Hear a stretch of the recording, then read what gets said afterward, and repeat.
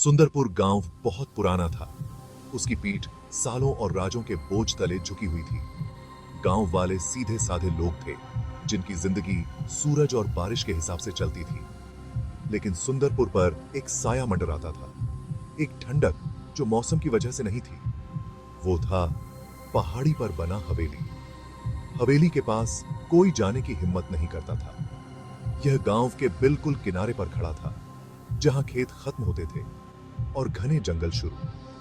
लोग रात में हवेली से अजीब रोशनी और आवाजें आने की फुसफुसाहट करते थे।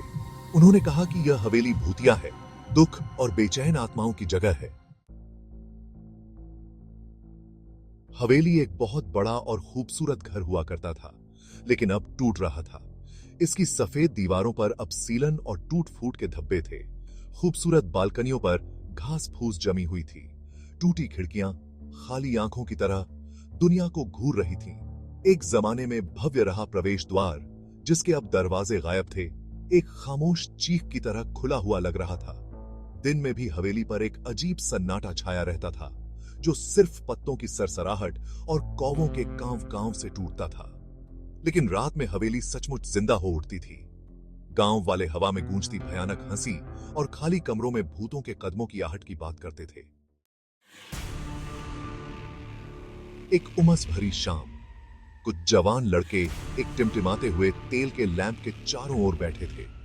कहानियां और चुटकुले बांट रहे थे। वे सुंदरपुर के बेचैन बेटे थे, गांव की जिंदगी से उबे हुए और रोमांच के भूखे। हवेली उनकी दुनिया के किनारे पर एक स्थायी उपस्थिति, उनकी बातचीत का विषय बन गई। मैं तुम सबको हवेली में एक रात बिताने की हिम्मत करता हूं। समूह के सबसे निडर विक्रम ने चुनौती दी।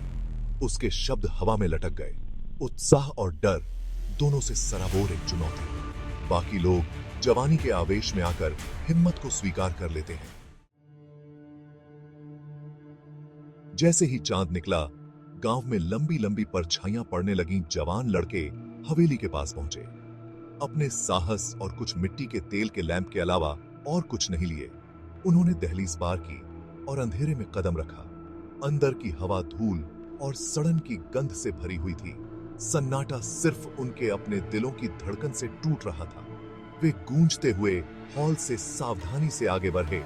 उनके कदम सन्नाटे में ऊंचे लग रहे थे। मकड़ियों के जाले उनके चेहरे से टकरा रहे थे और जैसे जैसे वे हवेली के अंदरूनी हिस्से में जाते गए, हवा ठंडी होती गई। यह एहसास कि कोई उन्हें देख रहा है। अनदेखी निगाहें उनकी हरकत पर नजर रखे हुए हैं। उनकी रीढ़ की हड्डी को कंपा रही थी।